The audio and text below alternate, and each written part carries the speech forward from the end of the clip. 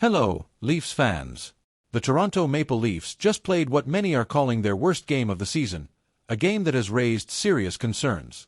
They were soundly defeated, and while every team has off nights, the issues exposed during this game run much deeper than a single loss. Despite missing Auston Matthews, the Leafs have now scored just one even-strength goal in their last 5 games, and their possession stats have plummeted to 40% over this stretch. For a team with playoff aspirations, these numbers are alarming. One of the glaring issues: depth scoring.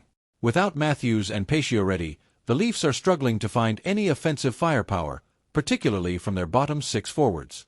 The lack of support from the second and third lines has been a recurring theme, and it's especially evident now. This challenge isn't new.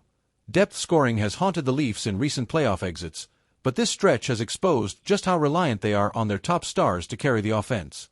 And then there's the question of coaching decisions. Head coach Craig Berube, in his first season, has faced criticism for his lineup choices. Last night, we saw some puzzling moves: Bobby McMann on the second line, Max Domi on the first, and Connor Dewar on the third. Meanwhile, veterans like Ryan Reeves, who typically play a limited role, continue to get ice time.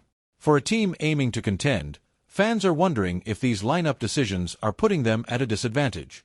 If you're as passionate about every moment of this season as we are, don't forget to like this video and subscribe to our channel for all the latest updates on the Toronto Maple Leafs. Beyond the lineup, individual performances were far from encouraging. Defenseman Oliver Ekman-Larsson struggled, and Morgan really looked out of sync. Simon Benoit, tasked with adding physicality, was barely noticeable in a game where physical presence was much needed.